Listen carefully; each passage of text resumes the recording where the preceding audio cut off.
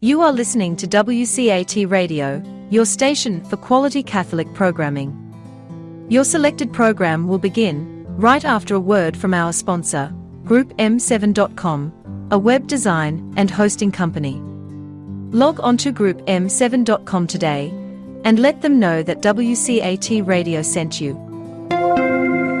You know, my finest childhood memories was the Saturday morning movies for about 4 bits each. My brother and I could split a Coke and a big box of popcorn and watch movies about Tarzan, Jane, and their Amazon River adventures. Well, maybe that's where Jeff Bezos took his name. His Amazon.com is now the largest online retailer in the world. I'm Michael Malfood with Group M7, the oldest and largest website design firm in East Texas. And here's my point, and as usual, it's a good one. If your website is modern and up-to-date, mobile and search engine friendly, it matters not whether you sell a product or provide information about your goods and services, your sales justifiably will increase just like theirs. The world uses the internet. We can improve your website and your email. Look at our giant portfolio at GroupM7.com. Since 1995, there's only one web and there's only one group, and it's us. It's Group M7. Welcome, Monsignor. Thank you, Teresa. We are in show number 12 of Volume 2. Great. And we're having a great time looking at American history through the eyes of St. Louis. And we are in a fun time right now. Yeah, it really is. We are. Yeah. And we've been talking about Father De Smet, and right now we're a little bit breaking away a part of that, I guess, at least, and talking about the Indians and the Native Americans. Yes. Well, what we're going to do is we're going to take a look at how it was that the Potawatomi ended up leaving Indiana and Illinois, making their way out to Kansas and to Nebraska, and then his role in that and how he got involved in that, how St. Rose Philippine de Chêne got involved in that, and it all had to do with a young Belgian priest. So it's an interesting tale. Sad in many ways because a great and noble people were abused and left for ruin, and yet very hopeful because of the relationship of these followers of Jesus Christ trying to do what they can to help those people back to Catholicism. Well, I'd said that the Potawatomi fully expected to be able to live out in peaceful coexistence lives in Indiana and Illinois. They were farmers, hunters. They got along with the whites in that area, certainly in that little fledgling little town that became Chicago. The Potawatomi and the Creole early trapper population there, and then others that came out later worked really well together. Father St. Cyr was the first priest to come to Chicago, and he was received well by everybody, including non-Catholics too. And so everything looked like that was going to be fine. But the fact of the matter is that there were forces underway that would compel the federal government to move the Potawatomi out. And in many cases, Indian agents had negotiated with various tribes of the Potawatomi and made arrangements for them to receive land further west, out in Kansas and in Nebraska, in exchange of lands. And many of them accepted it. Some of them accepted it in what's known as the Whiskey Treaties. And this was a very despicable way in which the Americans would enter into the negotiation by having a couple shots of whiskey, which was fine for these Kentuckians and New Englanders. But the Indians, their metabolism couldn't stand that. And before you know it, they were signing anything away. Well, one of those who did not was Potawatomi Chief Menominee. And when he was approached, he was offered to sell his land and be resettled in the West. He flatly refused to do that. This is in 1836, 4 years after the Black Hawk Wars, in which they had not participated in that war. So they were trying to remain peaceful. And ultimately, the arrangement that was made with Chief Menominee was that the government would not move against his people as long as he lived. And then afterwards, things could be renegotiated. But he was able to negotiate that out. And so everything looked as though that was the way it's going to be. Many of the Potawatomi whose chiefs had, sometimes in a drunken stupor, had sold themselves out, many of the Potawatomi there refused to go west. And instead, they came and joined Chief Menominee. His village, which had started out as 4 dwellings, within a short while had 100. Wow. Yeah, in under 2 years. In the meantime, the Indian agent for northern Indiana, a man by the name of Abel C. Pepper, had been inducing other Potawatomi leaders to sell out, and they continued doing that. First wave moved across Indiana, Illinois, Missouri, out to Sugar Creek. Okay, they had appealed for a priest, and the Jesuit father Christian Hunkin came to establish St. Mary's Mission in Sugar Creek. Now, you have the others who are still living in Illinois and Indiana who are resisting this moving out, and they're resting on Chief Menemone's assurance that they would be able to stay there as long as he was alive. But the fact of the matter is it just was not going to happen. There were huge forces taking place, demographic forces that were taking place, that even if the federal government tried to stop it, probably could not anyway, but it became an enabler.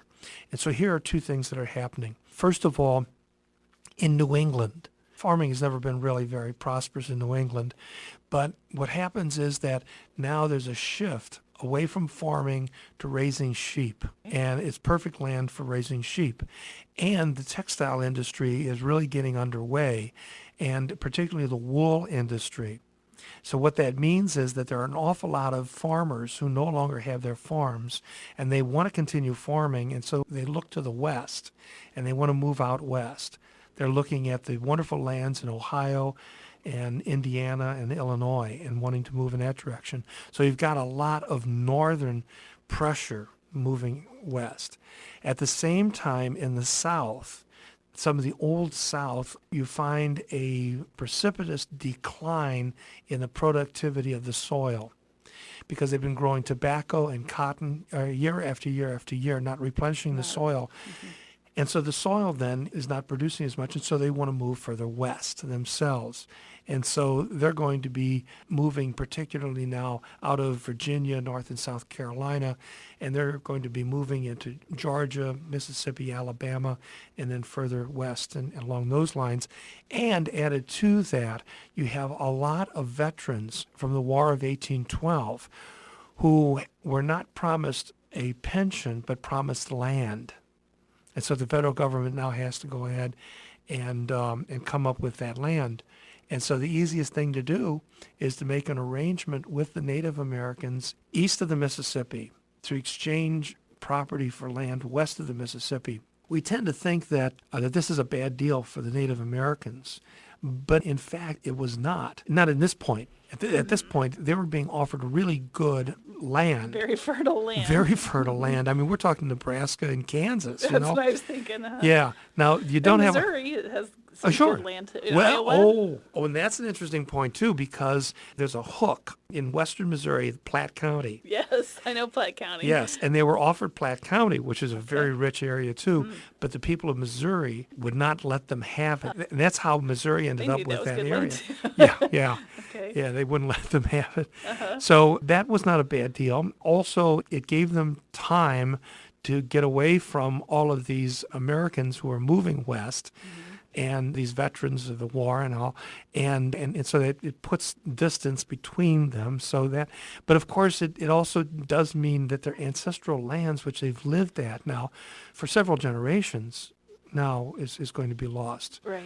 Now, as we know, Native Americans moved around throughout history, but nonetheless, we're talking about a contemporary group of people who, they didn't know the anthropology and archaeology. They just knew that this was home. Right. But even if they did move, at times they still came back, didn't they? Didn't they come back? I mean, they would move as time and weather. Didn't they move and then come back to their area? Well, they were not nomadic, but there are certain areas that are ancestral grounds that, you're right. For instance, around Rock Island in Illinois, that area there is just sacred ground. That's their homeland. Yeah, you're right. And now they're going to end up giving all of that up. Added to this was now the governor of Indiana, a man by the name of David Wallace. He had been contacted by the Potawatomi because Americans were illegally moving into their territory and squatting. And so he was called upon. He himself went to the land to see what was happening, and it was happening. And so his decision is, yeah, there's a problem here. The Potawatomi have to go.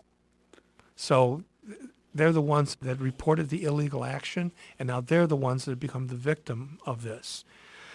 Again, there you go. In August of 1838, Governor Wallace called upon General John Tipton, who formed together a militia unit of 100 volunteers.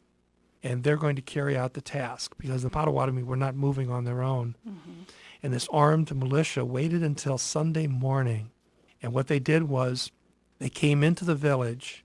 The village was all assembled together around Chief Menominee, who was leading them in prayer. They had a priest, a chaplain, but he was away in Chicago at the time, Father Pettit. So the militia with arms surrounded the entire village there at prayer and arrested Chief Menominee, actually putting him in irons, and then getting the others to begin gathering their stuff up to be moved west. Now, as I mentioned, they had a new, newly ordained priest as their chaplain, and this was Father Benjamin Pettit. He had been ordained about a year. He was from Belgium, and when he found out about the attack, he wrote to Bishop Brute, getting permission to join the Potawatomi. And so what happened was that as the party was being moved out west in Danville, Illinois, Father Pettit joined them. And the important thing about this is that he continued to write letters to Bishop Brute describing what was going on. So we have a very clear understanding of what's known as the Trail of Death. Wow. Yeah. Oh, how beautiful for him to join them. Oh. Yeah. They were his people, and that was his parish. Mm-hmm. Every day, Father Pettit began the day by saying Mass, and so many of the Potawatomi attended that Mass, and then they would gather up and begin moving further west, day by day, further and further west. The commander of this movement was William Polk, and he assigned Father Pettit to be at the end of the column where he would be able to care for the sick and the dying. And as I say, each day he would write. And so we have a clear idea of what was happening. The march itself, as they would take off, the march would be led by an American soldier mounted on a horse carrying an American flag. Behind him would be the officers, also mounted. Behind that would be the baggage train, which was wagon after wagon of all of the possessions of the Potawatomi. And then behind that was a carriage for the chiefs. Some of the chiefs would ride on horseback. Behind that was another 250 horses, which were being ridden by the people themselves. So luckily no one had to walk. Oh, okay. They're either in wagons or horseback. And then lining the trail on either side, the soldiers would go ahead, and then at intervals, they would be standing with arms and prodding the people on. In the rear were 40 baggage wagons, and these were filled with Indian luggage and the sick and the dying. And Father Pettit, in his early letters, wrote that there were 859 Potawatomi when he joined them. And over that period until they got to Kansas, 150 people died. This was a brutal trip. There was nothing, luxurious about this trip. Now, when is this? When are they doing this? Yeah, this is in 1838. 38. What time of year? Yeah, it's in autumn. In autumn. Yeah. Okay. Yeah, the object is that they're going to arrive get there before winter. Before winter. The object is to arrive by November, the 1st of November, and they were promised that there would be cabins built for them and a food supply to see them over the winter time, so that in the spring they could then plant and everything would be fine. Uh-huh. Yeah, that's what they were promised. They arrived in their destination on November 4th of 1838 at Osawatomie, Kansas. Osawatomie, Yeah. Nothing was there. It was just an open field. William Polk, the leader of the expedition, then packed up the wagons, threw everything off, packed up the wagons, and left them behind with nothing. By this time, Father Pettit himself was weak and feverish, and the Potawatomi decided that he should go to St. Louis for treatment. And so they assigned a full-blood Potawatomi, Abram Burnett, to accompany him back to St. Louis. And he began the trek then across Missouri with the intention of getting to St. Louis where he would receive some sort of medical help because he was so weak. There were times when he could not ride a horse on his own. And this Abram Burnett was just incredible, taking care of him. Well, what's going to happen to these people? Well, right. Right, yeah. And so they knew that there were Potawatomi that were up further north at Sugar Creek. Mm-hmm. And so they decided then to walk 60 miles to Sugar Creek, where they were then taken in by Father Hankins and the missionaries there. Father Pettit did make it to St. Louis, and he was taken in by the Jesuits and nursed. However, on February 10th of 1839, he died. He was 27 years old. Abram Burnett then took his chalice and his personal property to Vincennes and gave them to Bishop Brute. Yeah, I mean, what can I say? It's 1839. So yeah. He's been a priest for like 2 years? Yeah, about 2 years. Almost 2 years. Yeah. He gave his life for the Potawatomi. Yeah. And how they cared for him, Yeah. to send him home tenderness, for healing. Yeah. The thing about it is that Father de Smet spent time with him at bedside. He also was visited by St. Rose Philippine de Chêne, and both of them became absolutely convinced that they were called to go out to the Potawatomi and finish what Father Pettit had started. Oh. So he's really, that young man who only lived, like you say, as a priest for less than 2 years, is the inspiration for two people. Nobody had ever heard of Father Pettit. I came across him, and I came across his story, and I thought, wow, this is great. But it's the other stars that follow afterwards. But where did the inspiration come for those stars? It came from this Father Pettit. Father Benjamin, is that right? Benjamin Pettit. Benjamin Pettit. Yeah. Father Caloran points out that it was the federal policy. This is not an accident that's happening. This is all part of an overall plan that goes all the way back at least to the Jefferson administration. Thomas Jefferson's intention was to expel all the Indians east of the Mississippi River. Of course, we have this great admiration for Thomas Jefferson, and understandably, but there's another side to him that we have to understand also. And by doing that, we have a better understanding of the meaning of his words, because he said one thing and he did another. It's just part of the American tragedy of the Native Americans. He never envisioned peaceful coexistence.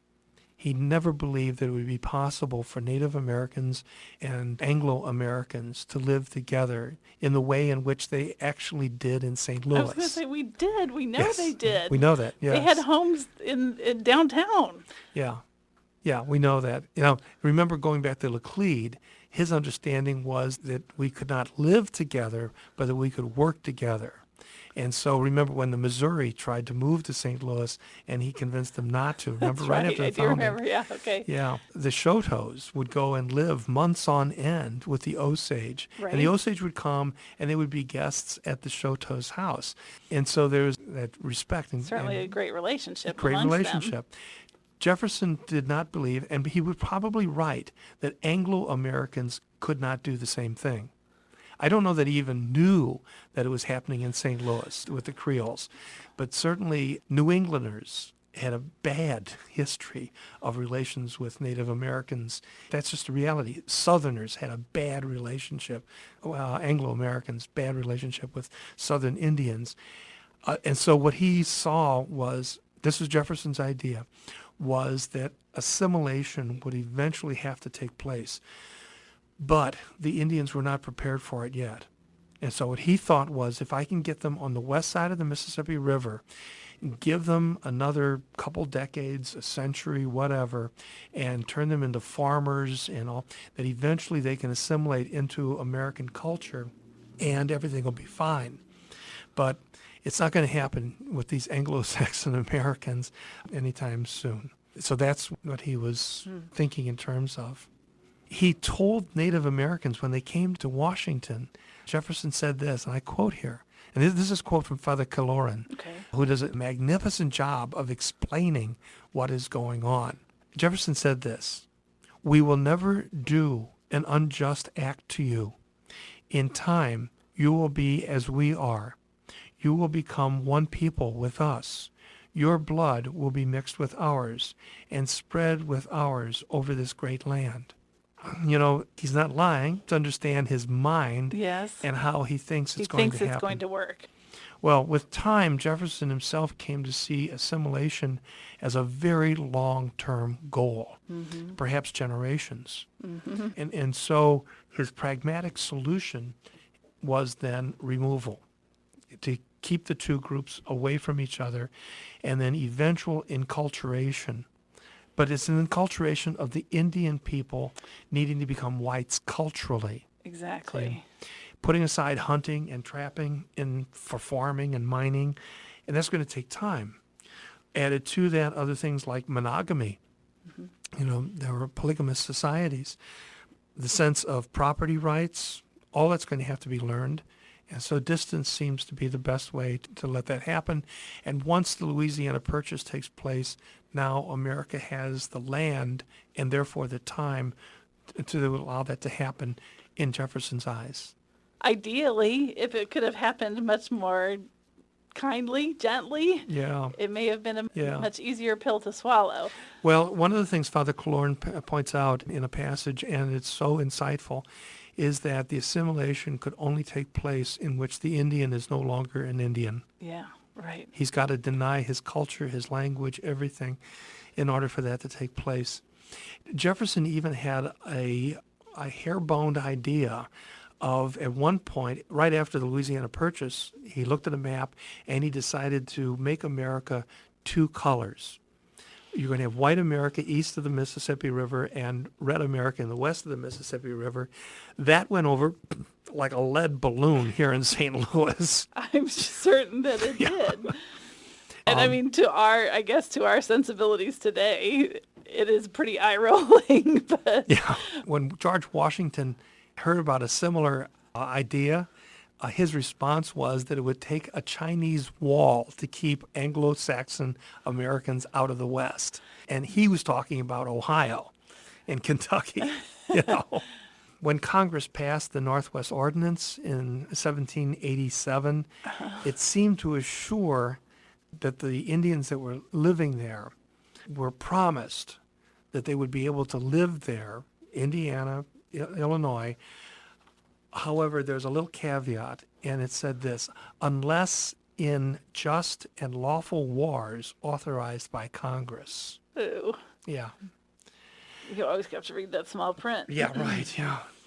So we have then the Ordinance of 1786, furthered the Indian cause. Just to wrap all of this up, basically the American attitude that Jefferson had as time developed was that the trading that was being done between the Creole populations and the Indians would be replaced by what's called the government factories. Now, a factory is not a manufacturing, it's a trading post, but it's a trading post that's owned and run by the federal government. But the idea behind it is to separate the traders, these Creole traders, away from the Indians so that the government would have that relationship.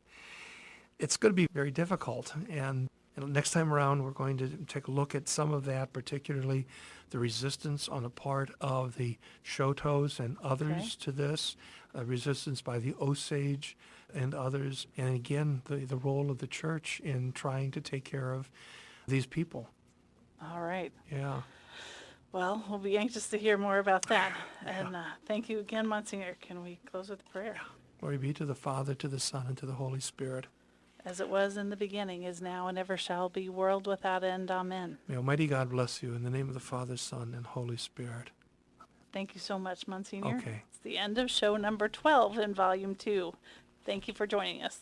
Thank you for listening to a production of WCAT Radio. Please join us in our mission of evangelization. And don't forget, love lifts up where knowledge takes flight.